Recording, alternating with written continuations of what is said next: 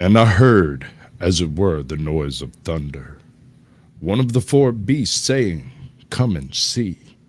And I saw, and behold, a white horse. Sup, bud? Do your thing. What's happening? Welcome, welcome, welcome. It's Jake Johnson here for Untethered Live, and Caucasian Sasquatch is my guest for the evening, and I'm his guest for the evening, and however that works, we're going to do it that way. Welcome to the show. Come on in, take your shoes off, set a spell, wiggle your toes. It's going to be fantastic.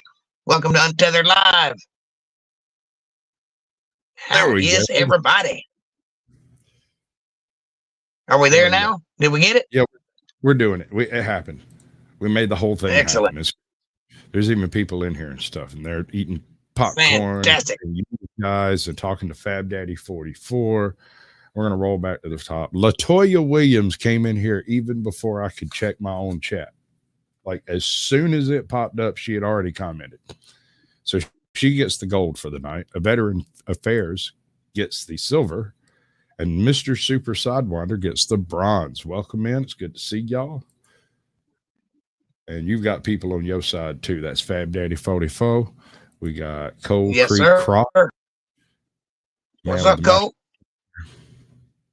Scrappy Dreams. What's up, bud? Good to see you. Amanda, how you doing? Wait, let me try that again.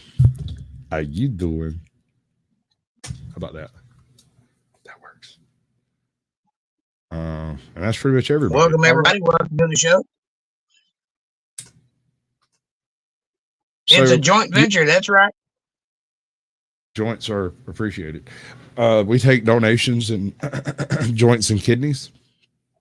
I mean, spare body parts. I mean, nothing nefarious. Smoking and G sharp. Yeah, no. There's a saxophone player. Right, right. And it's hot too. You can't say it's not because they're smoking. Where did my freaking earbud thing go? It's dead. Which means it's Where did your earbuds go? I don't know. Oh, there it is. Got it. Okay. All right. So tonight we are discussing Armageddon, right? Bigfoot and aliens, ghosts, and other sundry hairy, non-hairy, ethereal creatures, right? Squatchageddon. That's right. Yeti-geddon. Yeah, that's a good one. I like that. I meant to highlight it. Where'd it go? I was looking for it a minute ago and I got distracted. Yeti-geddon's a good one. I can't find it. It's in there. Fab Daddy says, if you care, you share. Oh, yeah, there you go. Everybody go share. I even got a button. And Fab Daddy gets the gold star tonight for being first in my chat. There you go. Tell him.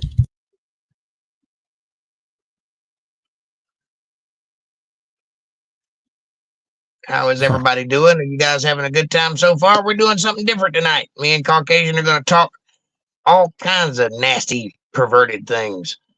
We're going to talk about Armageddon. We're going to talk about Bigfoot, alien ghosts. We're going to talk about killers. It's going to be fantastic. All right, so Sasquatch? Let's start off at the top, right? There's a common misconception as to what the meaning of Armageddon is.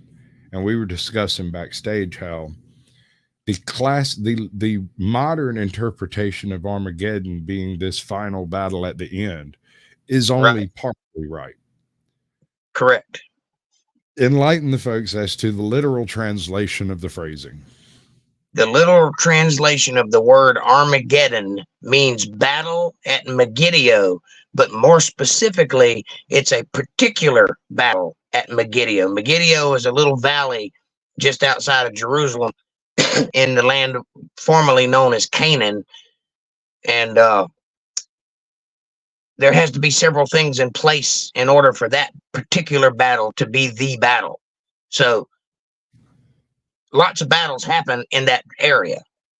I mean, they've been at war for the last 2,500 years. So all of those battles can't be Armageddon, but which one is? Well, the temple has to be built. we have to have the false prophet, the Antichrist, and all the armies of the world have to come together at Megiddo against Israel. And that's when Armageddon happens. That's the meaning of the word. Isn't that fantastic? In that bit of Revelation, doesn't it speak metaphorically of certain animals that would join the fray? Not there. Let me read you this little passage real quick so that you'll get an idea. Behold, I come as a thief. Blessed is he that watcheth and keepeth his garments, lest he walk naked and they see his shame, or his backside, or his front side. That's shameful. And he gathered them together into a place he called in the Hebrew tongue Armageddon, which would be the valley of Megiddo. Who is he gathering into place? All of the world's armies are gathered together in one place. And the seventh angel, this is the seventh seal and the seventh vial. And the seventh angel poured out his vial into the air. And there came a great voice out of the temple of heaven from the throne saying, it is done. This is the end. This is where I'm going to intervene. That's when God steps in, according to Revelations. And there were voices and thunders and lightnings, and there was a great earthquake, such was not seen since men were upon the earth. So mighty an earthquake and so great. And the city, the great city, was divided into three parts, and the cities of all the nations fell. And the great Babylon came in remembrance before the Lord. He remembered Babylon and how great that city was, to give unto her the cup of the wine of the fierceness of his wrath. That's Armageddon. All right. So where is the analogies of the end times in relation to the animal figures that are metaphorically brought up? Because I distinctly remember there being a reference to a ram, a lion, a falcon or eagle or raptor of some sort. Yeah. What comes to mind, and I'm just spitballing off the top of my head here, but it seems to me like that's in the book of Daniel, where they talk about the metaphors, because it's being a dream being interpreted. All right, Whiskey Written. I hear you. It's a party anytime you show up, bud. You bring your own drinks or we supply it, because I'm not going to lie. I let a burrito blow up in the microwave downstairs, and that place hadn't been right ever since. Whiskey Written, thanks for being here. And 357, get your flag, boy.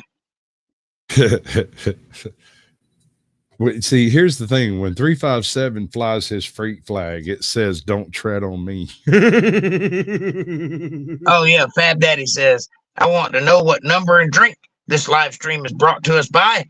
Well, the number is 357 and the drink is Mountain Dew. I'm on the Dr. Pepper tip myself, and I got a little bit of rum in the backswing over here, just, for the second half, because it's going to get weird. It's going to get freaky tonight, folks. Because that's what happens when me and Caucasian Sasquatch get together. Weird things proceed. Very strange conversations definitely develop, because, well, I really don't care what you think. I'm more interested in what you know. That's right. And I'm the guy for that. I can do it. I can do the thing. I can do the thing. Hold on. Ha, ha, ha, ha, ha. I do. Hey, Caucasian, do the thing. I'm trying to do the thing. I got to undo the thing before I can do the thing. Which one was it? Does anybody remember which one it was? No, it was all the way at the bottom. It was that one. Yep, all the way at the bottom. This one. Huh.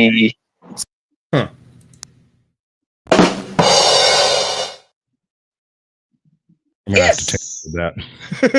That's not very effective. I need to do it better. Yeah, that's what we call a delayed reaction, folks. I had to start it like 3 times. I know my phone is lagging so bad. I press a button and it does nothing, and I have to sit there and I press it 2 or 3 times, and then it does it 3 times a minute later.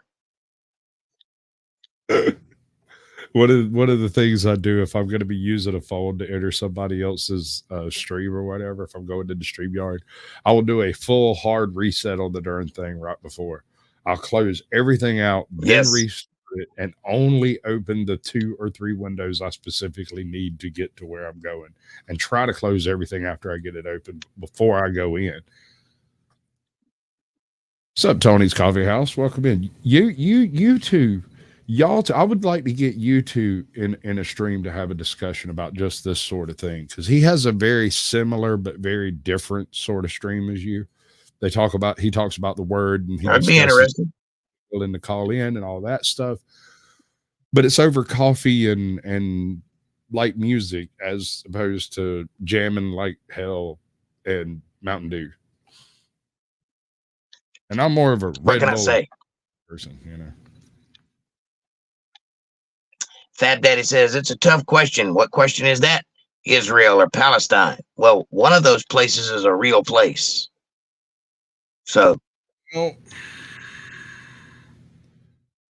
all right. So a lot of this, and the thing is, and this is where everything really gets broken, right? Is when you go back to the history of the region, up until about 1930, it's relatively fluid. It's everybody's local. There's no real big outside armies walk. I mean, you got the Crusades and stuff like that, and you have the Alamein and all that, but it just kind of waves back and forth over the generations. And it's not until we get into the modern era of mechanized warfare that somebody showed up and went, look, all y'all get out of here and all of y'all can live here, and bye. And that's kind of. Yeah, I know. Because previously all of y'all get out of here and all of y'all can leave. And then before that was all of them. Well, it started. This whole thing that's going on now is not new. Right, this war between Israel and Palestine, between Hamas and Israel, between Hezbollah and Israel, whatever's going on, you got to understand that these people have been in this region for 4,000 years, and they have been in war with each other for 2,500 years of that 4,000 years. And it started when Israel came up out of Egypt and came into the land of Canaan under the instructions of God to kill every living thing there. And why was that given? Because they were really, really bad people. They were passing babies through fire. They were doing all manner of bestiality. Some of them weren't even human. It was bad. So God evicted them out of Canaan and told Israel to kill everybody. Well, they didn't do that. They beat them, yes, but they didn't kill them all. So they survived. Then God said, don't intermingle with these people or else you're going to start picking up their habits. Well, they didn't listen to that either. And they started marrying and they started hanging out. Next thing you know, they're worshiping their false idols. And then all of a sudden, Israel starts sinning against God. And that's when the problem starts. Well, eventually, those people that Israel defeated grew in number until they outnumbered Israelites. And then they started trying to take their land back. And that's when the war started. And it has continued through all of the kings, one right after another, for the last 2,500 years. And this is not a new thing. It's been going on forever. And it's going to go on until the end of time, until we actually get to Armageddon, whenever that may be, between now and 2066. But that's neither here nor there.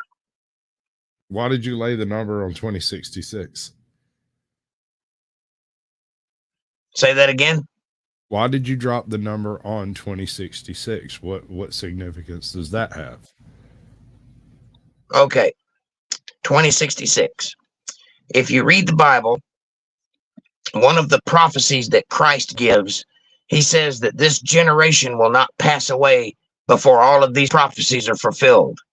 He's speaking about the generation of the fig tree, which began in 1948. Now, this is the generation prophesied by Daniel in the book of Daniel. There was 70 weeks. Weeks are not days, they're years, 70-year periods. And that ended in 1948. His 70 weeks ended in 1948. And then Israel became a nation again. They were scattered and they became a nation again. That's the mark of the beginning of the fig tree generation. Well, in the Bible, a generation is one of three things, respectively, either 30 years, 70 years, or 120 years, depending on what you're talking about and who you're talking to. We've already crossed the 30 and the 70-year mark. That leaves the 120-year mark. So from 1948, 120 years later would be 2066. Interestingly enough, there are some very interesting things going on out in space that are going to come to fruition at about 2066.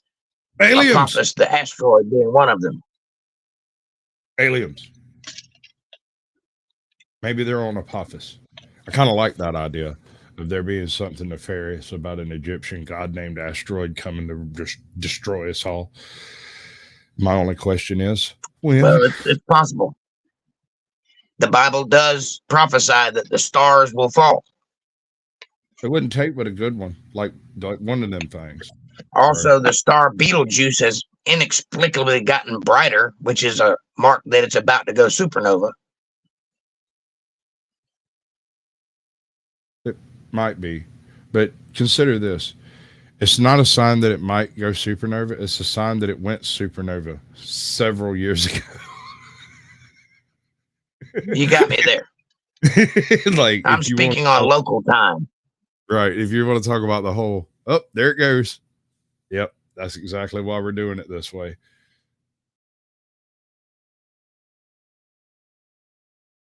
Should we go with like the uncomfortable silence, or should I go on with like my comedy routine? Because it's supposed to have a fuddy to fud off of, and I don't have my fud. See, he's not here right this second. He can't hear none of this. He doesn't know I just called him a fud, but y'all do. So when y'all come back in the chat, everybody just refer to him as fud, and it'll be great. But after all, I'm kind of assuming he'll be back. I don't have any true evidence. I kind of want to continue the Armageddon discussion, but it needs like I said, it kind of needs a reflection to really work. All right. So the specifics of the whole Armageddon point is that we know nothing. One of the very first predictions is that no man may know.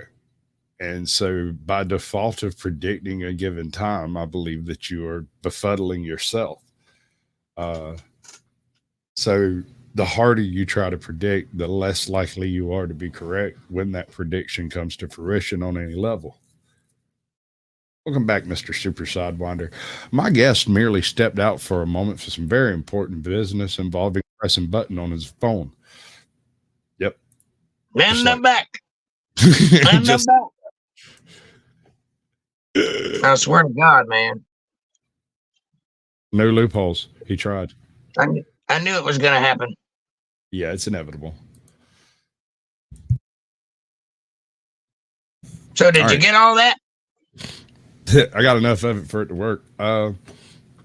We decided while you were gone that we were going to call you Fud, and that I'm going to Fud my ideas off of you. That's fine. Fud ahead on, Mr. Fuddy.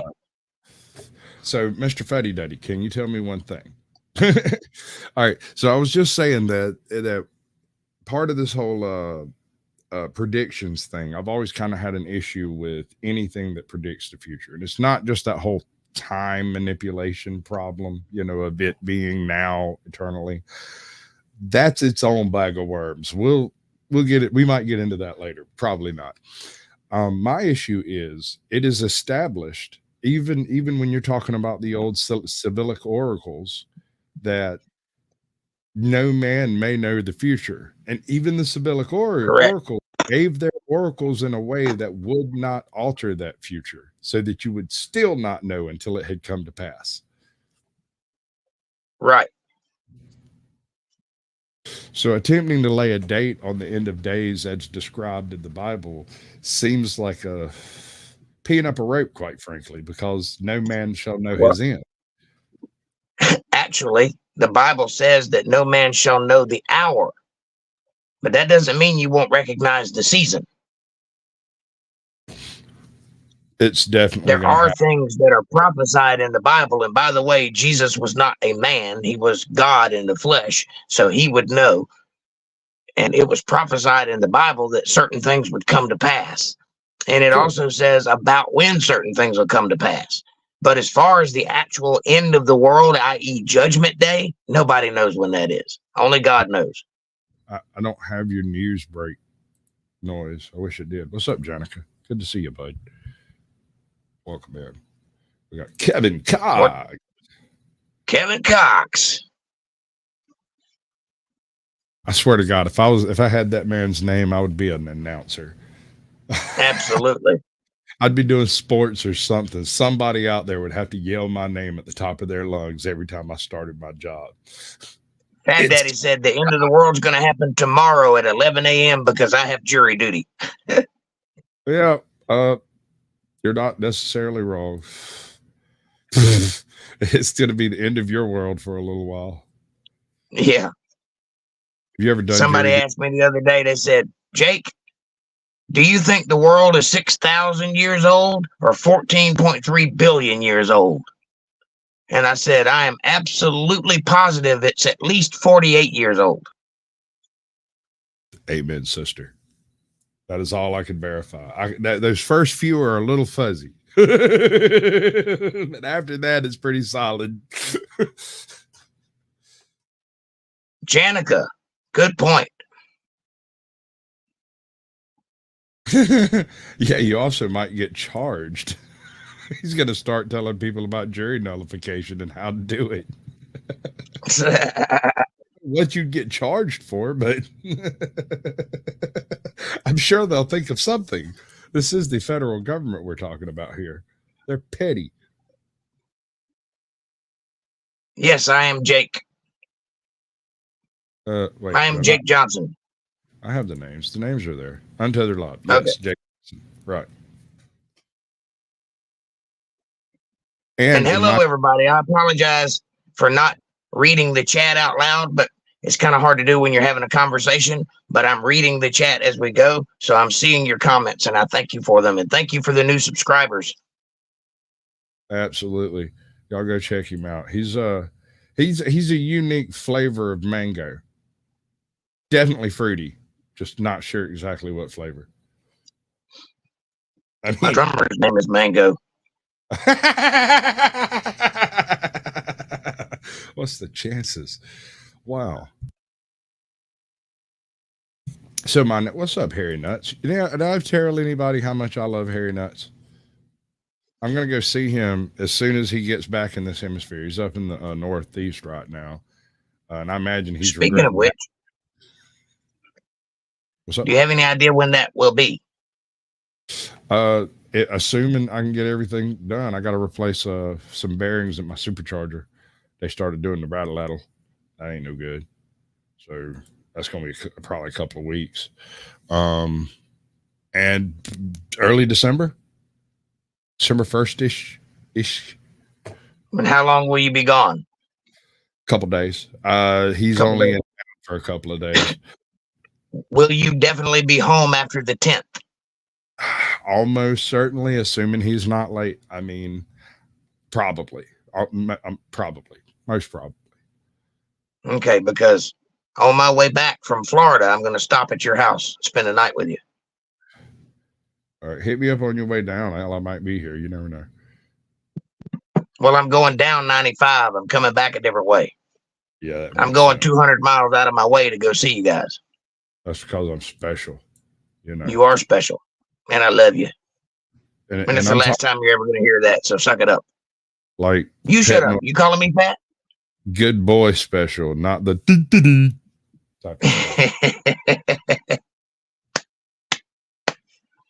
All right, Bigfoot. Let's discuss Bigfoot. Yay. Okay. Interesting. You should bring up Bigfoot. I say Patagonia.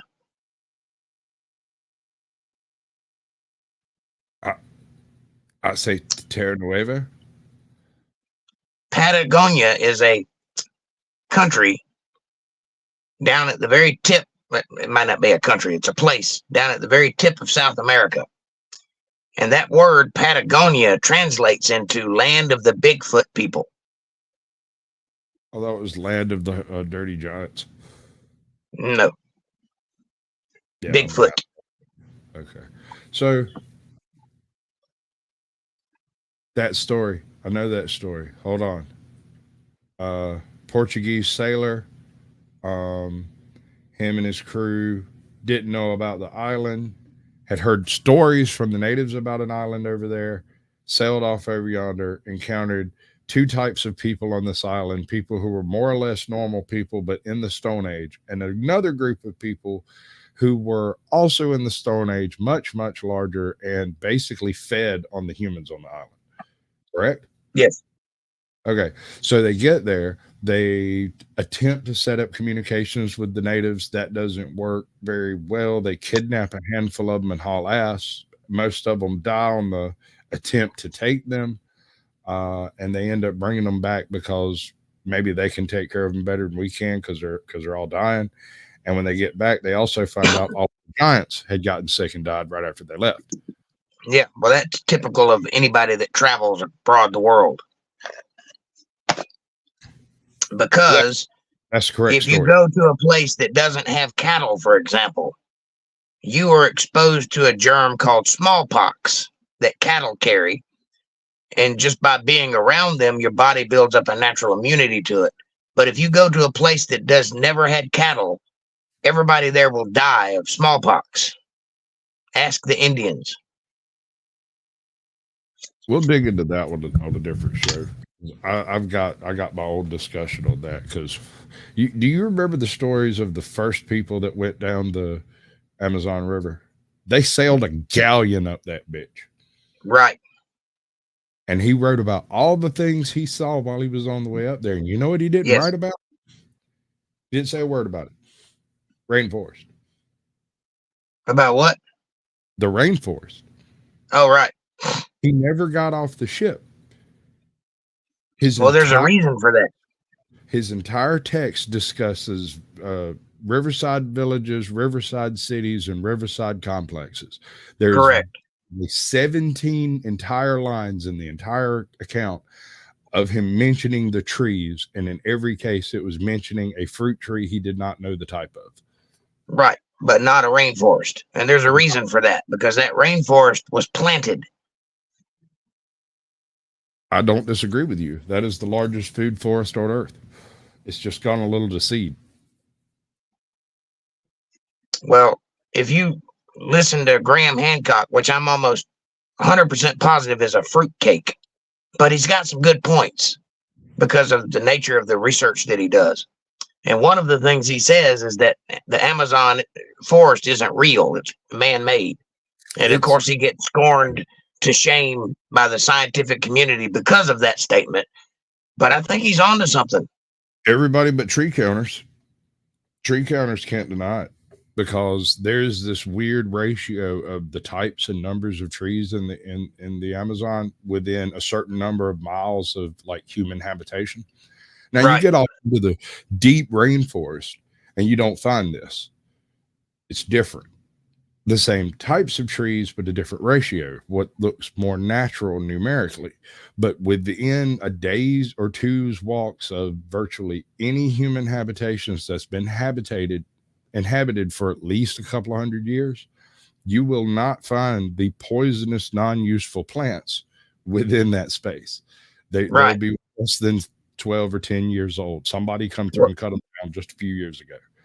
Here's the interesting thing about that, though. Not that the rainforest was planted, not that it was cultivated and obviously taken care of by people, not that there are big cities all throughout it.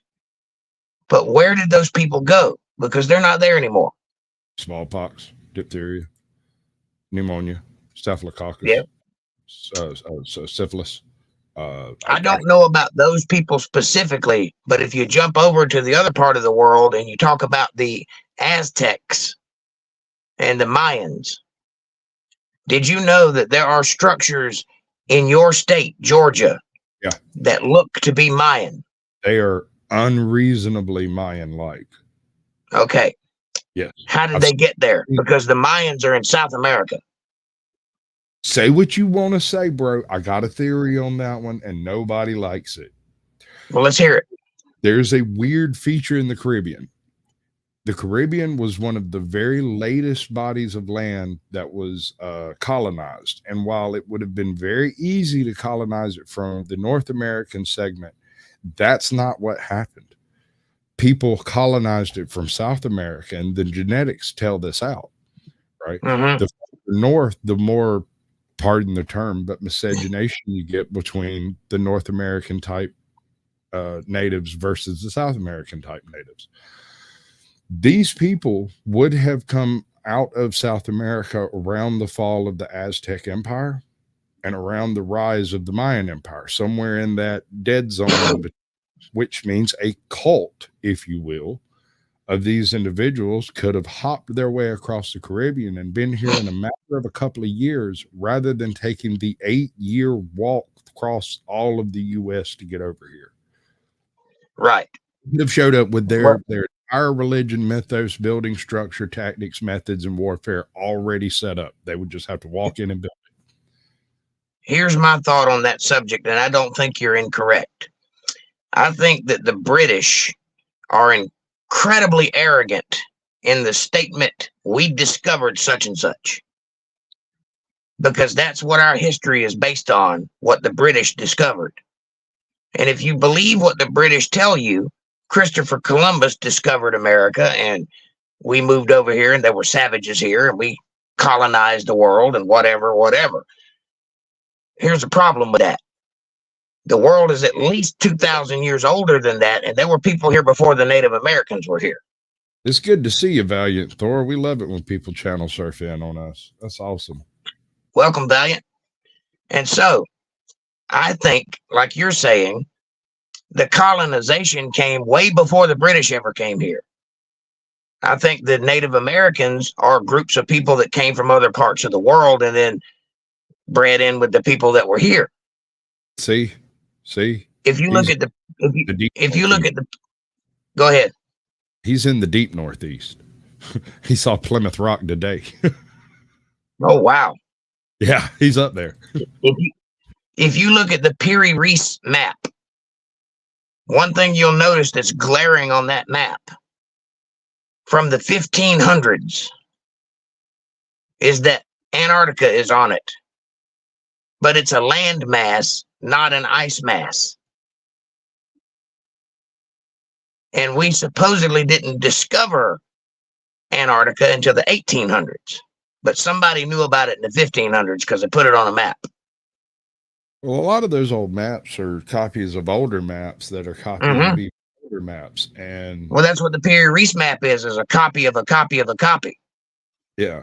And when you get way back in the deep lore of such things, you start finding some really weird maps with lots of land masses that aren't there today, or barriers in the ocean today. Yes. Well, see, that's the thing about the Bible. And this is the reason I keep going back to it, is because it's correct. And if you study the things that are on the earth and look at the features of the earth and compare it to the scriptures that are written, it is 100% correct 100% of the time. And so if that's true, which I believe it is, then a worldwide flood did occur. And if that's true, that's the reason we have tectonic plates. That's the reason we have islands. That's the reason that land masses are cut off the way they are, because that water didn't go anywhere. It's still here. Valiant Thor is literally playing with lightning bolts, like for reals. What is now? He's watching from Los Alamos National Laboratory Isotope Production Facility. Thank you for your hospitality. That's as close to as I could get. Playing with lightning. There you go. Okay, so let's take a left turn at this. Let's do this from a different perspective. So are you familiar with the Lovelock Cave incident? Yes, I was going to bring that up actually. Okay, so it's a very interesting time frame for the Lovelock Cave event to have taken place, and I'm going to go over the general high points of the legend right quick for those playing at home. In some point in time before colonization, before the Columbus and all of that, this is at least one, maybe two generations before this event was written down by white men. Okay. So the people that told the story had no direct experience with it, but all knew people who did this, which is a little different from some ancestor, right? Okay. So here's the story. A long time ago, a group of red-headed, six-fingered, six-toed, double-row teeth giants came out of the east, northeast, and just utterly rampaged across the whole countryside. They killed, they eat, they cannibalized, they destroyed, they wiped out buffalo, they wiped out people, they burned villages, they just ruined absolutely everything and cooked people just as much as they cooked animals. Yep. And was it the Paiute? I can't remember which people. I think it was Paiute. It was the Hopi. The Hopi had enough. They had enough one day, and they gathered up all of their brethren and clans, and even the extended clans they were at war with. They even gathered clans from outside of the area who had never been attacked by the giants to come and fight them because they wanted to see giants. And when they got there, they took massive losses, but they managed to push all the giants that remained into this cave called Lovelock Cave. They then stacked, with their army of helpers, a massive pile of brush up on the opening of the cave and burned them out, ostensibly suffocating the giants inside. That's kind of where the story ends. Well, not exactly, because years and years and years and years later, there was a team of scientists collecting bat guano, and they stumbled upon this cave that was half full of bat guano, and they started scooping it out for the purposes that you use bat guano for, and they discovered the bones of these giants. So, like natural people would, like you think you would, they called the Smithsonian and said, "Hey, come check it out. We found some giants." Smithsonian comes down and collects all the bones and takes them back to their warehouse, and nobody ever speaks of it again. Keeping in mind that at this point in time in history, the Smithsonian had recently been created specifically to go investigate strange and unusual reports of things and stuff. Nothing nefarious, but things and stuff like verifying Yosemite.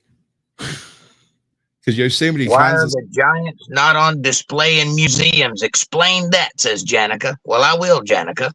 It's because what Sasquatch was just saying, the Smithsonian was set up by the government to investigate strange events, such as giant bones or dinosaur tracks with people footprints beside them, which they would go and destroy. Hold up. And then they would collect these things and then hide them, because it goes against the narrative of evolution, which is a bullshit statement. Let's do it right. The Smithsonian was set up to go look for strange and unusual things that had been reported by supposedly honest explorers. Things like supposedly a Egyptian city in the Grand Canyon region. Things like an actual active gateway to hell somewhere in the Yosemite region. Things like what was previously a smoking caldera of Mount Rainier and Mount St. Helens couple of 100 years ago are no longer smoking calderas today, but had been reported to the Smithsonian previously. They didn't believe it. They sent people out to go check. These are the types of things that we have records of them checking on. Right. Well, don't have records of them checking on are things we have records of their people being in the area at the times these things were reported to have having happened, and yet no evidence reports or anything dated ever comes out of any of this stuff, even when the local papers name the individuals that were involved.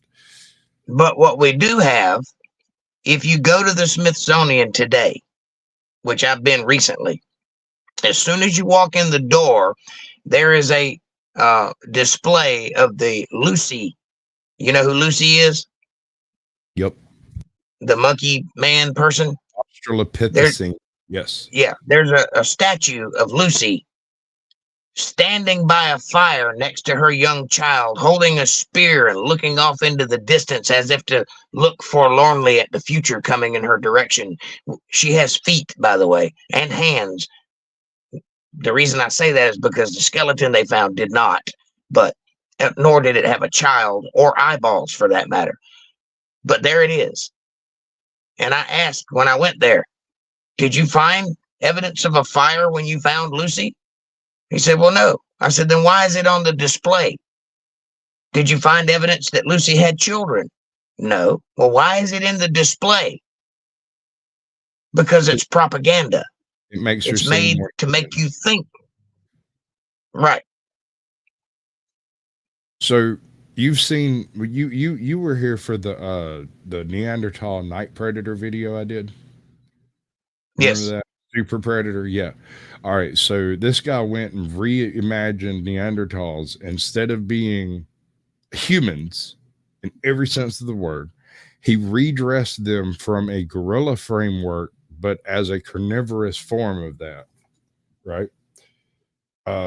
Basically, and whenever you look at the mechanization of the skeletal features, it makes a little sense. Oversized trunk, larger barrel chest, larger, stronger arms, apis-shaped attachments, more heavily molded teeth, sharper canines, longer eye teeth. This creature was designed from birth to gnaw meat off of bones. Yes. And Fab Daddy says, okay. The Smithsonian is a hiding place for science they want to make us believe. I call BS. Prove me wrong, Fab Daddy. Look into it. The thing is, show me where the error of my thinking is. If you go looking through the records from the Smithsonian, they end more or less around 1947. They're very spotty before that. Most of the records that they have aren't actual records of the Smithsonian, but are records of newspapers printing stuff about the Smithsonian. Correct. That is during an era of yellow journalism where they could print most anything they wanted to, and no one had the capacity or resources to go check it out. Mm-hmm. So, I mean, what's up, Northwoods Press? Welcome in. Alex Dunn, good to see you. West Side Accountability says, hide history, keep people dumb. That's the way you control people. Yep. Convince them that this is all there has ever been. What was it, 1984, where there was Pacifica and Europa, and we were always at war with one or the other, and it was always the same one, regardless of whether it was different yesterday?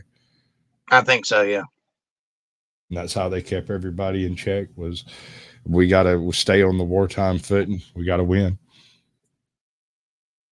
That's right. The three body problem, I think, is the term for it. Anyway, I don't know. Man, we got a bunch of cool people in chat. Thank you guys so much for your comments. They're absolutely amazing. Veterans Affairs is another really good channel.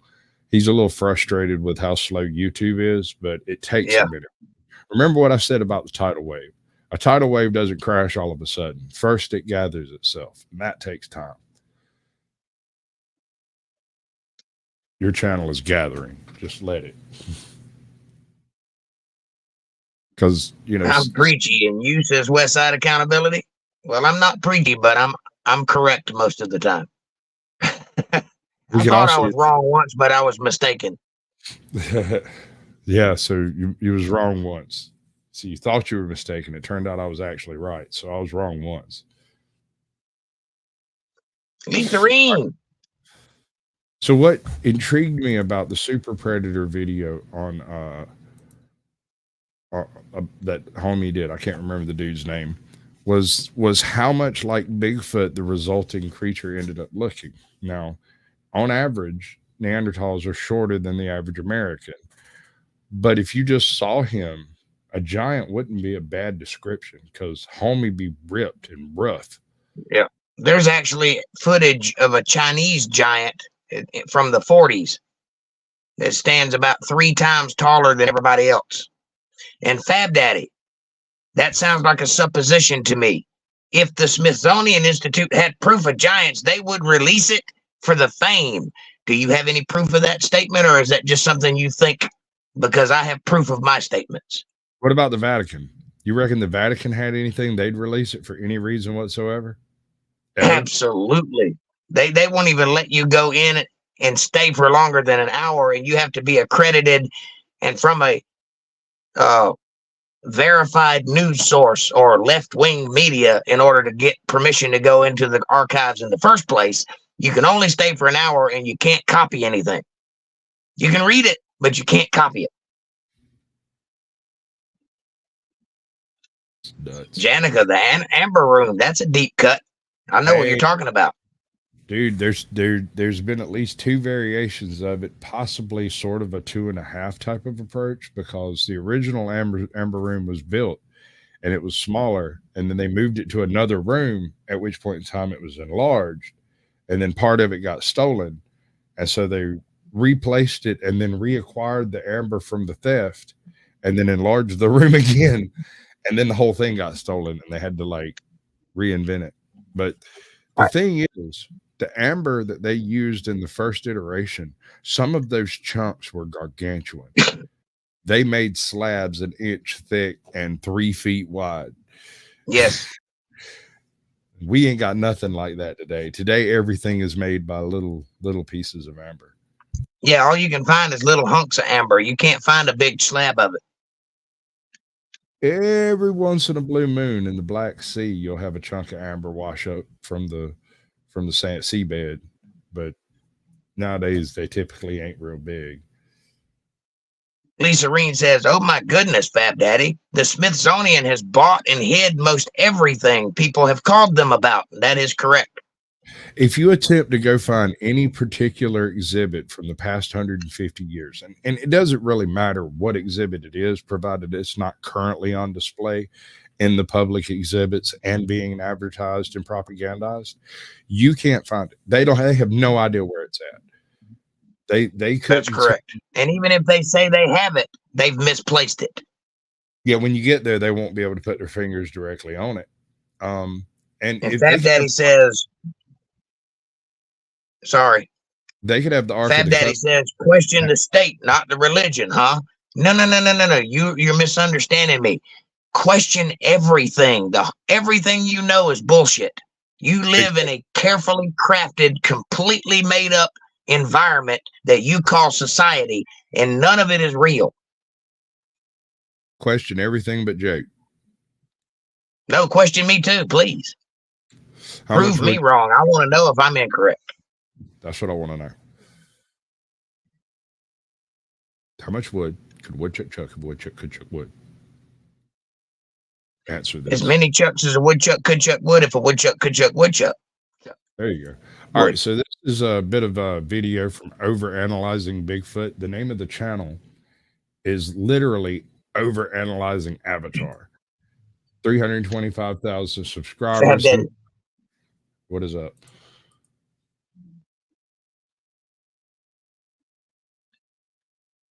So if y'all are interested in that kind of stuff, there's the link in both chats, I think. Yep.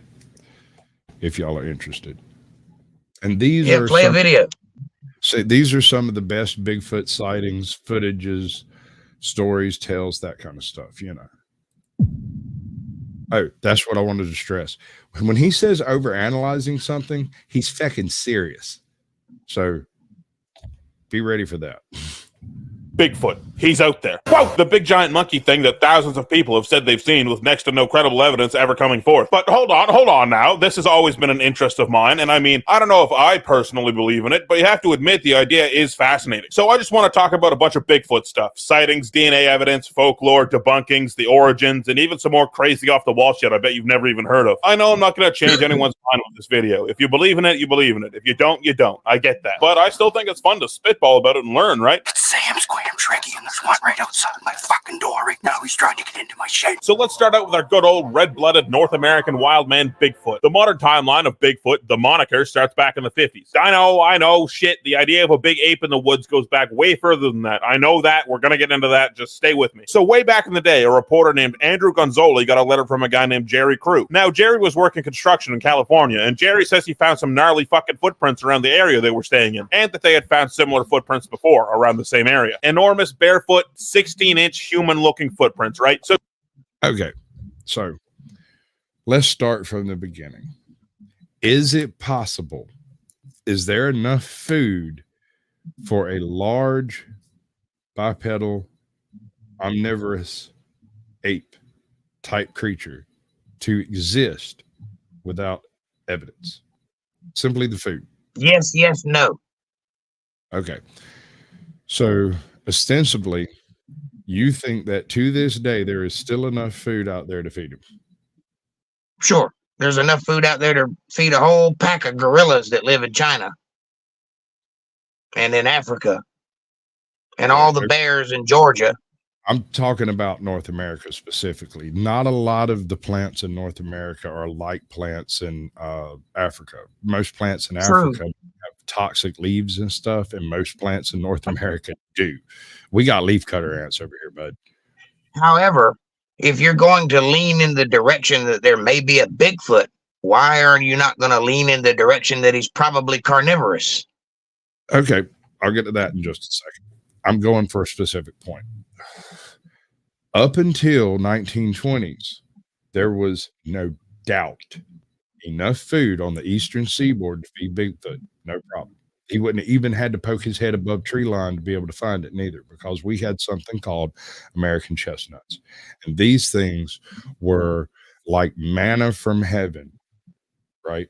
You could walk around for the entire year. You could go dig around under a chestnut tree and find enough chestnuts to get you, a decent handful of calories. So you didn't really have to pack a lunch when you were traveling. And this was true all the way up to the mid-20s. At that point, the Chinese chestnut virus got into the American chestnut population and completely denuded them of productive branches, which means the American chestnut is not even endangered, and yet it is virtually extinct. They are everywhere in the American forest, and yet they do not grow actual viable seeds and will never reproduce.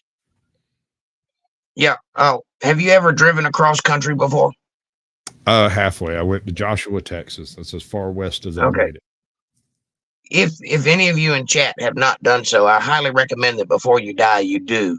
Take a boat, take a bus, take a bike, do whatever you got to do.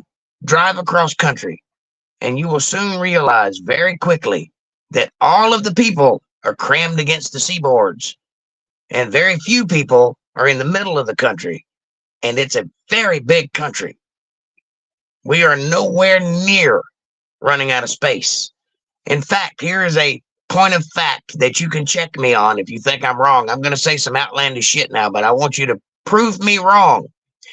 There are currently, depending on who you listen to, 7 billion people on Earth right now. All 7 billion people on planet Earth, every single air-breathing human being on planet Earth can stand in Dallas, Texas with a foot squared to themselves. Every single human being in Dallas, Texas. That leaves a whole lot of world with nobody in it. So the fallacy that we don't have enough space is quite frankly absurd. I'd like more than the foot. Who do I talk to? Well, I'm just saying. Don't say that. There's not very many places that have 7 billion square feet. Give me a break. There's no chance I'm going to end up on the edge of that. Right. You're going to be right in the middle, surrounded by sweaty fat people. It's going to smell like wet fat people and sweaty farts everywhere. It's going to be this everywhere. Green, and feet. The jet frame. It's going to be great. No, the issue with the whole population question has never been an actual square footage concern. It's actually a supply issue. People keep we got plenty of food. People keep trying to move into bigger and bigger cities that have larger and larger food footprints that involve more and more servicing. And the services are incapable of keeping up with like the megalopolis of the East Coast. There's not enough trucks. There's not enough engines. There's not enough trailers. There's not enough trains. There's not enough pipelines. There's not enough wire. And this is a factory farming issue that we could talk about on another podcast. But the gist of this scenario is we waste an awful lot of food. If you don't believe that, go to McDonald's at closing time and watch how many bags of hamburgers in the boxes they drag out and throw in the dumpster that you can't have. You could feed that population of that town's homeless people in small towns with the food that one restaurant throws away on a daily basis. So if everybody grew a garden in their property, there would be plenty of food to feed the whole planet always. If factory farming was not a thing and we let cows do cow things and chickens do chicken things in these great expanses that I just told you about, there would be more food than we could eat. But because everybody's trying to clamp down and control every little thing for money, that creates scarcity. And sometimes companies like Monsanto invent scarcity so they can jack the prices up, because scarcity breeds demand, and demand makes money. That's why we have a homeless problem. That's why we have a hunger problem. Incidentally, the however many billions of dollars that Joe Biden has sent over to Ukraine currently could have solved the homeless problem in the United States 4 times over. We could have built every one of them a house and put it on a piece of property and gave them the title to it for that money. I got one for you. There was a study done back in the 60s. Bigfoot. The British did this study trying to determine how necessary a chicken farm was. Yes, And it's very. What they did was they took a couple of small villages and towns, and they offered they've offered everyone in the town chickens, a breeding pair of chickens, and they sourced all the chickens from different locations to give the individual villages the best and widest breeding stock they could find. And about 1/3 of the people accepted chickens. And over the next 18 months, they sold no more eggs in the grocery stores. They completely eliminated the impetus to buy eggs, because everyone who had chickens had more eggs that they could eat, and they were selling them for a nickel a piece, whereas you were $1 a piece at the grocery store. Yes. And there was just no point in importing eggs into the area. It was a total loss. No one could use them. Hello, That's Margie. called the economy. Right? So if you did the same thing with like victory gardens, now not everybody has a green thumb. Not everyone can do a garden, and not everyone. Some people who can grow things can't grow an actual productive garden, right? Because everybody has the capacity to learn. Sure, but we're humans and we specialize in our talents, and so right. I would myself skip the cow and do the garden and the chickens, right?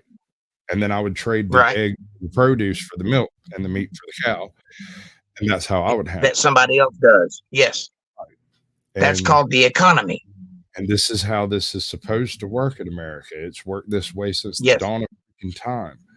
However, the way the organization of the government has put together the bureaucracies to try to keep you from acquiring your own sustenance through your own method, they tax your seeds, they tax your fertilizer. Even if you have your own chickens and utilize your own fertilizer that you produce on your own property, they show up and calculate how much fertilizer you use based off the amount of land you have, and then just move on, and they just charge you for it. Yep. And do you know why they do that? Slavery is the root of all evil, for the love of money. Well, they do that because when you are a man who has your own property and you produce your own livelihood and you make your own things and you support your family and you protect your investment, you get to start thinking these crazy ideas like, you know, I don't like it when that guy tells me I can't own a gun. Yeah. Bigfoot. So Jerry, that kind of weird, hits up the aforementioned Gonzoli with the name the construction team came up with for the culprit, Bigfoot.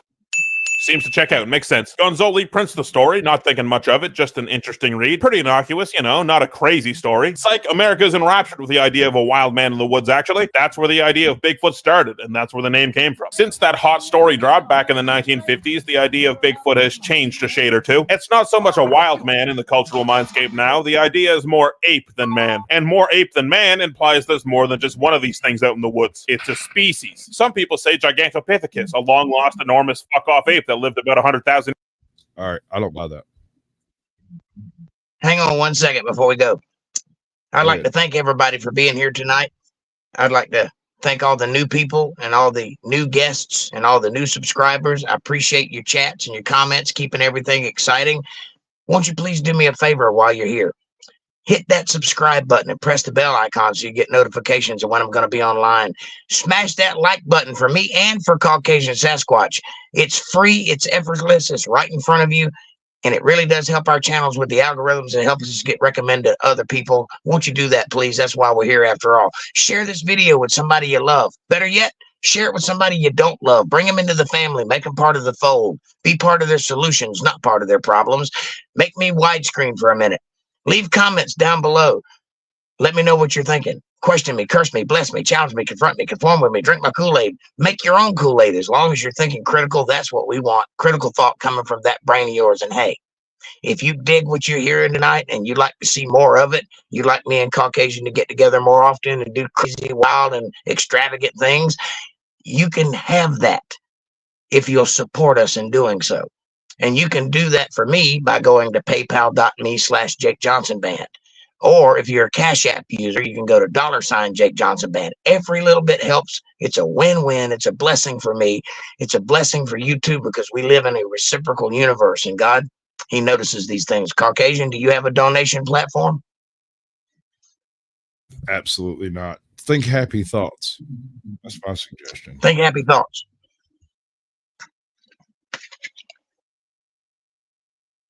All right. So how Okay, late go ahead.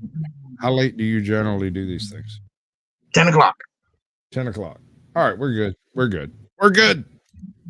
Years ago in China, Alley. But with the Bering Land Bridge about 20,000 years ago and a little cardio on their part, I mean, shit, yeah, it could be. Okay. So Gigantopithecus, maybe not. But animals, including monkeys, every damn year. And just for the record, I'm going to call Bigfoot a monkey like a lot in this video. I know apes and monkeys are different. I just like saying monkey. People know what I'm talking about when I say monkey. You're just going to have to deal with it. Anyway, back on track. It could just be a giant 8-foot monkey science has never found in the forests of the Pacific Northwest, and also nearly everywhere else in the Americas, that we've never found conclusive DNA evidence for, like a pile of shit or hair or a carcass. Now, with me saying all what I just said, you must be thinking I'm pretty skeptical, and I am, but fuck, man, you know how big the woods are? You know how often you find a big animal skeleton in the forest, like a bear or a cougar? Almost never. They literally go and hide when they're gonna die. On a point with that, you know the swamp I come from. I have had people say that again. You know the swamp I come from. You're familiar with how big that particular swamp is. It's fucking massive. I have been in that Yeah, I know this because that's the swamp that I come from. Yes. I've been in that swamp with people who came into the swamp who knew where I was going to come find me. And they could not find me, and I was in one of the places that I was likely to be. It wasn't like I was out of place or off base or anything. It's just that I left when they got there. We just happened to not cross paths, you know. It wouldn't be hard at all. Well, especially listen. avoiding you. Yes.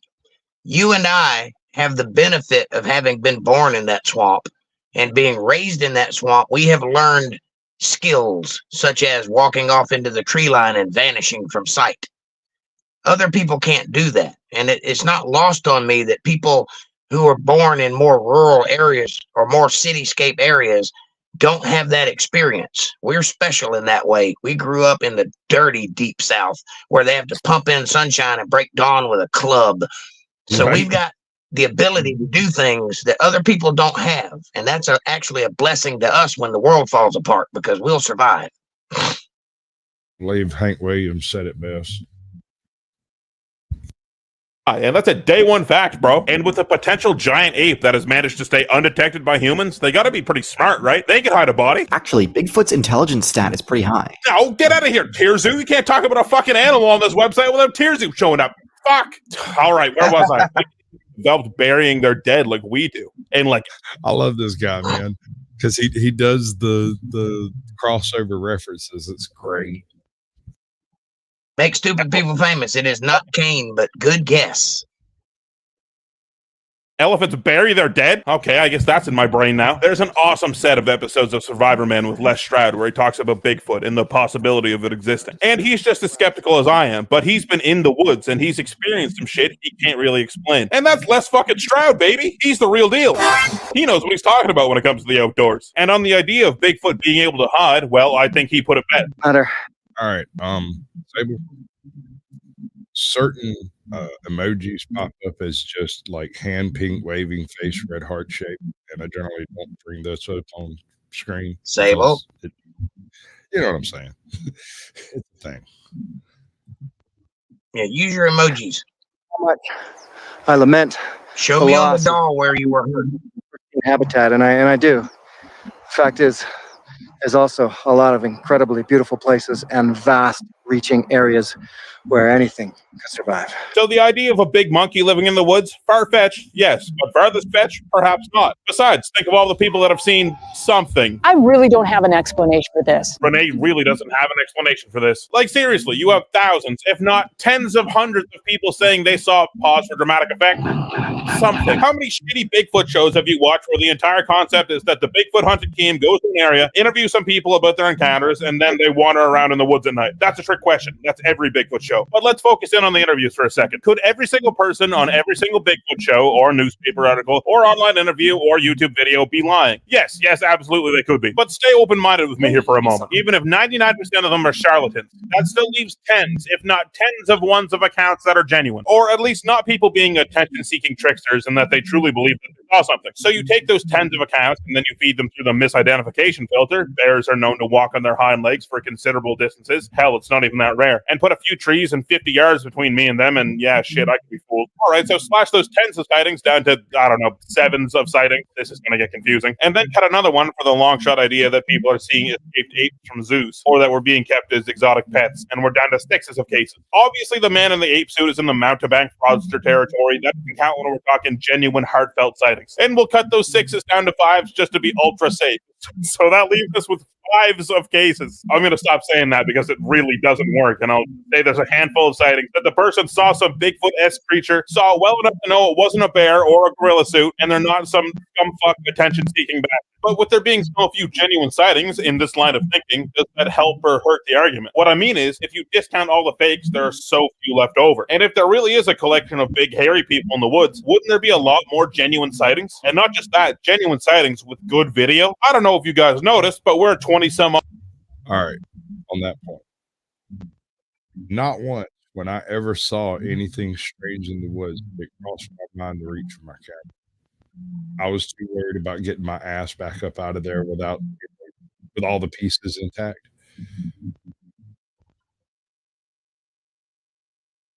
Yep. So first we seek safety, then we think about documentation. These weirdos that break out their camera when they see a Bigfoot, I think that's a strange thing. That's suspect in the yeah, that is kind of weird. All right, it's not just me. Okay. And not only that, we have iPhones. Why come nobody can get a clear picture of the thing? Because we're actually blurry. Like they are getting a clear picture of us. We're just not solid. We're blurry, like literally blurry guy. Oh, like Bigfoot's blurry. Just blurry, yeah. Century at the moment, and everyone in the comments watching on the 4K video, 24-bit color depth at 240 frames per second, low light, full frame sensor, 1 terabyte storage, ass camera in their pocket. And still, to this day, the least debunkable piece of big monkey footage we have was filmed on a camera that looks like something you'd find in the aftermath of a Victorian-era car wreck. I think... See what I mean? This is Mark Hedwig. He does. Can I call it or can I call it? Well, I mean, what do you got to do, dude? Bigfoot is blurry. That's the problem. Speaking of which, we're going to get into this little piece of cinematography here in a little bit. Just you wait. But for now, So I confess that all of my greatest lines are just regurgitated old comedian stand-ups, and I apologize to no one for it. I stole them all fair and square. We all have, buddy. I'm glad. What do you want to hear first? The shit I told or the shit I made up?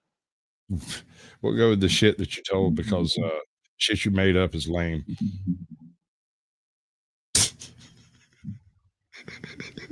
I'm sorry, dude. back on topic. The vibe is that back in the day, we had more grainy Bigfoot video because cameras sucked way harder. And in turn, it was way harder to tell it was the fledgling director's buddy Dale just running in the distance in a gorilla suit they bought at Party City for $50. Do that nowadays, and you're going to get caught hoaxing a cryptid video in 4K, literally. On the list of things people are being canceled for nowadays, I guess that's not so bad. Okay, so that's why we're seeing generally less Bigfoot footage nowadays, or at least seems that way to me. But there are a few modern clips that have gone around that still manage to be weirdly grainy and shaky and short. I don't know about you guys, but if I saw the legendary Bigfoot, I would attempt to keep filming it. Personally, that's just me. Lies. Harry Nutt says the Indian tribe where I'm from swears they have seen more than one Bigfoot. And that, Harry Nuts, is because Indian tribes don't make ghillie suits. Boy, am I glad he said his name was Andrew. I don't want to try to say that. Yulia? Yeah, don't do it. Don't do it. Don't do it. We're back to Bigfoot. Yeah, I don't know. I mean, but then there's this guy named Todd Standing who says he's seen these things tons of times and has clear video proof of it. The first one is just your average Bigfoot fare, a big black blob running through some trees. But then we have this absolute banger. Todd said this was a younger, inquisitive Bigfoot that was just checking him out. He stopped filming it because he was afraid where its parents could be. I just want to say, man, he's got some guts putting out something that looks this whack with a straight face. Now, I'm no debunker, but man, this thing just looks like a middling makeup and hair job, right? Like, this is a Bigfoot that would be in a low-budget film. Now, I'm not strictly saying it's fake. I don't know what a fucking Bigfoot looks like. I've never seen one personally. But I think if you got this footage and this is how the live animals actually look, they look like a movie makeup. Man, you've got to just... Is that video roboting out for you as bad as it is for me? Now, you seem to have a very huge delay. I can hear me start talking after I start talking to you. Yeah, I'm having a lot of trouble hearing that video.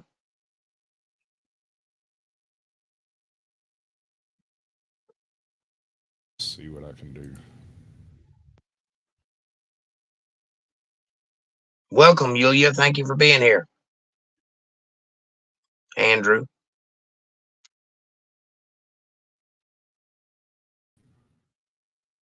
April. Mwah, much love, sweetheart. Thank you for being right on the chat tonight. I think that's just delay on your end, bro. I think it is too, but I can't do anything about it. Not until I get my internet back. Hold on, I can try one thing. Feed Jake. He's been a good dog. Now it's going to echo like crazy for a second. Wait for it. And try it now. Can you hear me? It totally muted your freaking mic. Coming that back. is Getting right with God. There it is. You have a 5 second lag, 5 or 6 second lag. Sorry.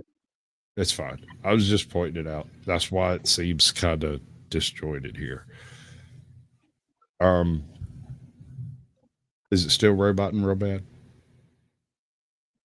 It is. You're not, but the video is. Is anybody else having trouble hearing?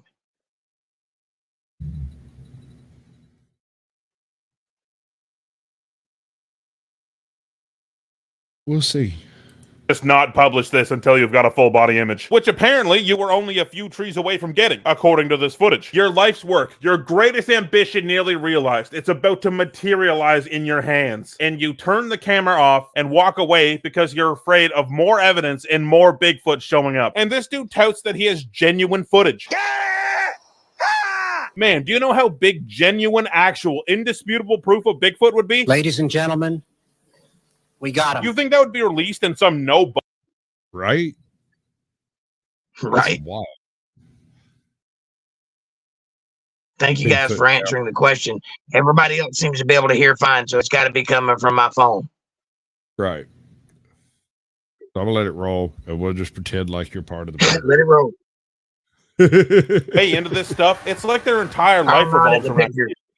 Well, they're validated. So they make this fake stuff, and unfortunately, some people fool themselves into thinking it's real. And with so many clear hoaxes and people trying to pass things off as real, totally straight-faced, and trying to make money off it, of course people are going to look at the prospect of an ape man and say, yeah, right, get real. Okay. And I didn't bring up Krakatoa without reason. Ever hear of the Indonesian Bigfoot called the Orang Pendek? Sasquatch and Yeti, they're no-brainers. They're the red carpet members of the family. Side note, I'm probably going to get an earful for saying Bigfoot more often than Sasquatch in this video, but whatever. But there's also the Australian... It's fine. It wasn't me. It was good. Might have been Bigfoot. I didn't ask. What? It's Bigfoot. Hysteria is not Bigfoot's favorite album. Bigfoot don't like Pink Floyd. Yeah, he's more of a Dark Side of the Moon type. Okay. Australian Yowie, China's Yaren, Mongolia's Almasty, and Scotland's Big Grey Man. And the list goes on. People have been talking about big, tall monkey creatures in the woods ever since we learned how to draw on a cave wall. We've been talking about big, tall monkey creatures in the woods since we were big, tall monkey creatures in the woods. You think that has something to do with it? Huh. Anyway, Bigfoot or Ape Man or whatever name you want to give them have been a staple in native cultures all around the world. And it being all around the world, that's gotta be significant, right? There aren't any bears in Australia to mistake for Yowies. Ever think about that? Of course you haven't. You only ever think about yourself, never about the Yowies. It just blows me away that all over the planet, ancient peoples have a giant ape in the woods myth, especially in North America, where there are no even mid-sized apes. Some Native American peoples just think of them as another animal, part of the ecosystem. There's no question whether they're out there or not. It's just accepted that they are. And you'll find that in those communities, a lot more people than average have claimed to see them, which makes me think maybe it's a spiritual thing. Maybe you have to attune yourself to the ape vibrations to see Bigfoot. And it's cool. You hear them talk about it, and it's like, yeah, it's part of their culture. It's just something that's real. I love that. And it's really hard to find articles on native peoples of other countries and their opinions on their own versions of Sasquatch, at least in a language that I can read. But maybe it's the same deal in those places. Maybe it's more than just a gorilla that's good at hiding in trees. Maybe they're fucking interdimensional aliens. What? And I'm not even fucking kidding around. People are straight up starting to believe this. You see, apparently a lot of the Bigfoot hotspots are also UFO hotspots. All right, so people obviously draw a correlation there. If Flying Saucer and Bigfoot are in the same spot, maybe they're connected. Makes sense. I can see where they're coming from on that one. There's even a few special effects that apparent alien Bigfoot encounters have, like seeing orange flying orbs beforehand and big flashes of light in the woods. But the really wild shit is the interdimensional shit. Now, I'm pretty open-minded. I like to think, but this is a... That was a flashbang. That was a little image of a flashbang. Flash of light in the woods, bang. Yes. Good. Ape vibrations.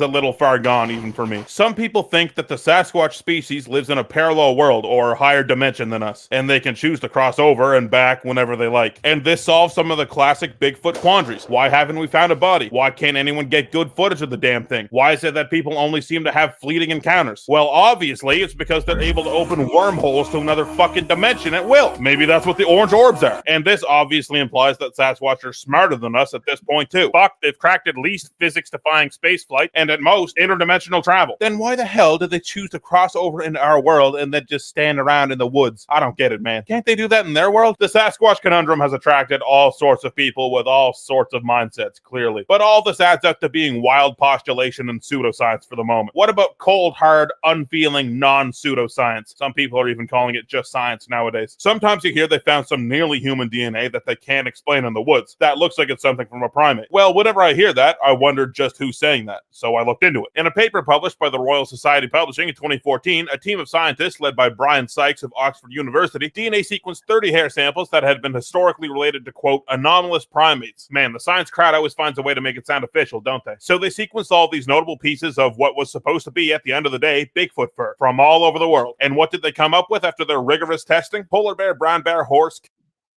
All right. Veterans Affairs. That's good. That's good, buddy. That.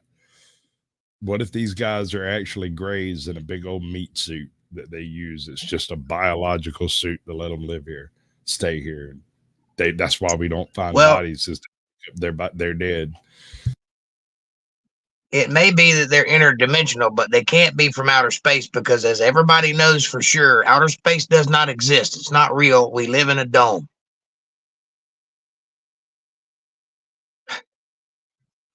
I'm sorry. I'm ashamed of myself. Stop. Don't do it. Don't do it. Say it for the people in the back.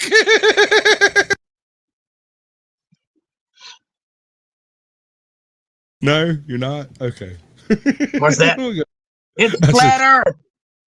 I said say it for the people in the back, bro. The Earth is flat, Elvis ain't dead, and we all live in CIA mind control. It's the Matrix. Pandemonium. Absolutely. Check out this horse. Cow, sheep, tapir, black bear, raccoon, porcupine, wolf, white-tailed deer, human, and whatever a sarrow is. Here it is. Here's a sarrow. It's a goat thing. And here's all the people that put their name behind those fonts. On the flip side of the coin, there's actually a paper published by a Dr. Melba S. Ketchum, who doesn't have a PhD in genetic sciences. She's a veterinarian, but she runs her own genetics lab. And it was filmed on a potato. Right? So she said she had successfully sequenced 3 nuclear genomes of confirmed, undocumented, raw ape from North America. Pretty incredible, right? Find of a lifetime. Culturally significant, some might say. So it's 2009, and Melba's cooking up a fucking heater of a paper. This shit's gonna turn the world upside down. But the paper gets delayed, and then she's not showing up to events she's supposed to speak at. And then the paper gets delayed. And then she says her paper has double-digit co-authors, and then the paper gets delayed, and then she starts posting online about how she's seen a family of 5 gentle Bigfoots with her own eyes. Ketchum's lab is closed and it's up for lease. It's 2012 at this point, and the wheels have fallen off. Okay, you remember that old saying about follow the money? Yeah. In Bigfoot circles, we're gonna have a link in 10 minutes. The link will come available in 10 minutes, and he can decide if he wants to continue what's going to happen after this atrocity. That atrocity. Right. Hey, John. Welcome in. Good to see you, Flow State. I'll be dropping the link. Shasta Valley Outdoorsman. What is up, my brother? You ever seen Bigfoot? Tell the truth. Shame the devil. Well, I looked at myself when I was naked in the mirror once, and I thought I saw him. I saw you naked at a distance once, and I thought I saw him. See, this is what I'm saying. I don't know what you were doing out there in the woods, man. You need to stop taking. I have a giant penis. That's what we're talking about, folks. It's only because when he steps on it, it gets swollen. But hold on. Damn, I've got to get that somewhere where I can actually use it. I have a rim shot. I have an excellent rim shot, and because it's in the wrong place. But about Bigfoot. The cart 10 miles back. The paper finally comes out, and it reveals they had found 3 samples that came back to have identical mitochondrial DNA to humans, but the nuclear DNA was described as a novel. So literally, yo mama. Oh, by the way, that girl's story reminded me of the girl who found fibrous red blood cell tissue in dinosaur bone. This is an accredited archaeologist. She doubted it, so she checked it again. She checked it 17 times before she reported it, and then she got fired and blackballed, and all of her research was banned, and all of her peer-reviewed studies were gone. And then scientists started finding red blood cells and dinosaur bones everywhere because now they know what to look for, and they find it. And that's interesting. But that reminds me of that story. That is, although that girl's clearly full of crap. I don't know. Maybe she's smoking that skeezy ice. She's doing flocka. She in Florida, I bet you. I bet you she's. I bet you.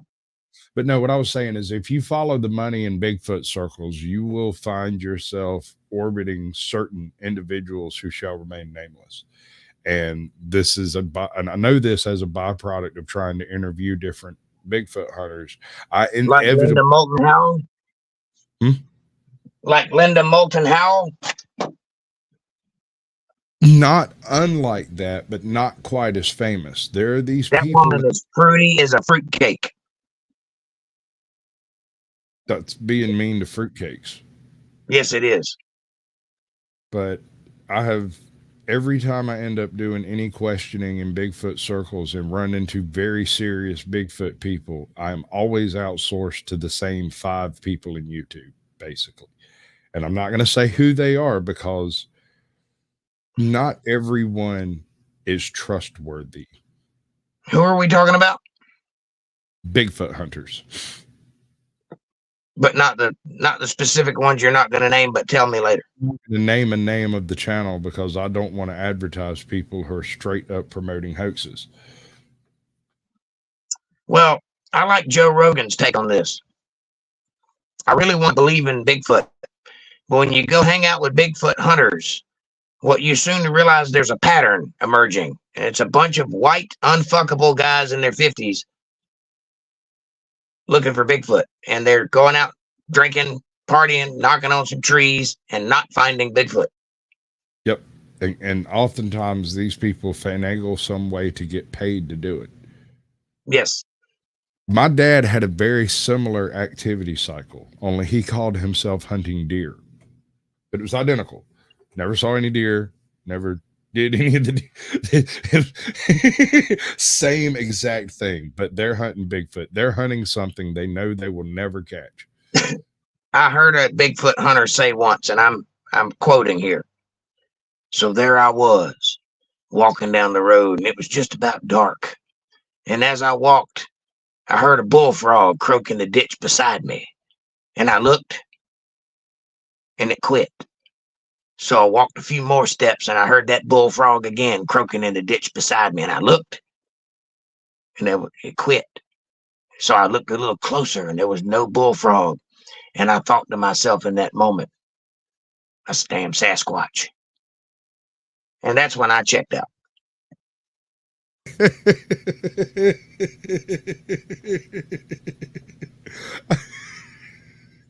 I was just thinking, this coming from the guy whose dad rode around with a dead bear wired to the hood of his fucking car. I'm sorry, van. Oh, good Lord. How much time has yonder mustache spent sleeping in the woods? Asked Shasta Valley Outdoorsman. Shasta Valley Outdoorsman. Have you ever heard of a man named Sherman? You know, the guy with the tank? Find his trajectory in North America, where his tanks went, where his armies went. Not tanks. And say what? Not tanks. Sherman didn't have tanks. Sherman. Shut up. That's my story. After the tanks went right. They named the tank after Sherman. Yes, but find his trajectory, and as you go through that trajectory, you'll come to a place called Buffalo Swamp. That's where I was born, in Buffalo Swamp, on that line that he walked through. So when you figure out that 25, 30 years ago, 40 years ago, all right, I'm getting old, 40 years ago, that place was about 80 miles to the nearest anything, and know that I spent my entire childhood in the middle of that. That would answer your question. He's raised a damn sight more in Atlanta. Go talk to South Carolina, see how they feel about it. I hear tell they got the worst window, although I debate that point. Yes. I was informed by a very high authority in the Mayan, Native American, Israelite, Hebrew Israelite people that that was colonizer history. Yes. Pops in asked me middle of the show. I'm talking about the how he burned all of South Carolina on his way through, and I'm like talking. A dude pops in, and he's like, "What are you talking about? Colonizer history? Absolutely, yes. Sherman was definitely colonizer history. There's no doubt in my mind that is accurate." Amen. Bigfoots. I was joking about the tank. I was making a comparison. That's where they always get you. So we don't live in a world with confirmed Bigfoot, so something obviously has to be screwy here. Ketchum, upon peer review, is the closest thing to scientifically posterized as possible. Keep in mind, Ketchum sequenced many samples, but was really proud of the 3 banging nuclear ones. The peer review revealed more than one of the samples being DNA from your classic black bear. Another sample was misgrouped, so I guess that one's just fundamentally off the table. However, some of the samples look promising. Some of the mutations were rare among humans, but common in other primate species. Seemed like they might be onto something, but it was then revealed the samples were almost certainly accidentally contaminated with human DNA from Ketchum's team. Fucking come on, Melba. Basically, everything that ever could have been wrong with the evidence was. Okay, so Melba's a bust. Sykes is out here crushing dreams, but there might be hope yet. Now, stay with me here. I'm gonna lose you, but I'm gonna bring it back. The show Expedition Bigfoot says they found some proper fucking Sasquatch DNA, and you cannot tell them otherwise. And yes, that's one of those fucking wander around in the dark and look for a big monkey shows, but hear me out. Delete that comment you're about to post. The thing is, they got a really reputable eDNA scientist from the University of California named Miroslava, and I'm not going to try and pronounce. All right, bud. You got about 30 seconds till the end of your usual show. Are you going to stick around and keep streaming what we're doing, or do you want to do some kind of talk out and then end your stream? Up to you. Sure. Let me figure out how to shut this thing back down so I can get to you. All right. Yeah. Let me have the screen for just a second.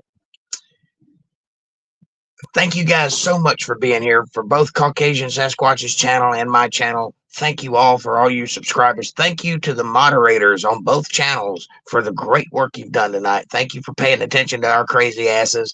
Thank you for leaning into the madness. Come see me Monday, Wednesday, Friday, and Sunday on my channel at 8:30 and Sunday at 8. Anytime you want. That's PM Eastern Standard Time. And we'll be glad to welcome you in. And let us know who you are, and let us know that you saw us on Caucasian Sasquatch's channel. We love you.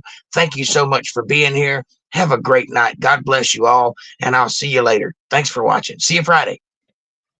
All right. For those of y'all who don't know, what's fixing place is I'm going to drop the stream link, the guest link into chat. I'm going to drop them in both chats in case anybody wants to hop up here. But no funny stuff. I'm the funny one. No funny stuff, right? Okay. I'm the only funny stuff this channel can handle. One at a time, damn it. One at a time. All right. So this should go to both channels, and I will give it 1 minute from now, and then I will end your stream. And everybody who wants to stick around for chat needs to come over to this side on the dark side of Caucasian Sasquatch. And everybody who just wants to cheese out because you're with him, I don't know what's wrong with you, bro. I could tell you. You got problems deep within your mind. Oh, dude, I remembered something the other day. I heard like some random riff of music, right? And it struck me in my head. There is a song, I believe it is by Great White, called Wasted Rock Ranger. I'm a wasted rock ranger. I live the life of danger on the road to achieve a higher high. I don't need no love or affection. All I need is my injection. Day by day, that'll get. Am I right? Does this exist? Is this a thing? Yes. That is a Dr. Hook song. Are you sure it's not Great White? I'm pretty sure. Okay. I might be wrong. I was literally riding down the road and heard some random riff from some random song, and it triggered that whole song in my head. And I'm like, what is this? Yeah. Where did it come from? I think I actually learned that song because somebody requested it one time. It's a silly song. It's not something I would typically do, but I do remember learning it. And you might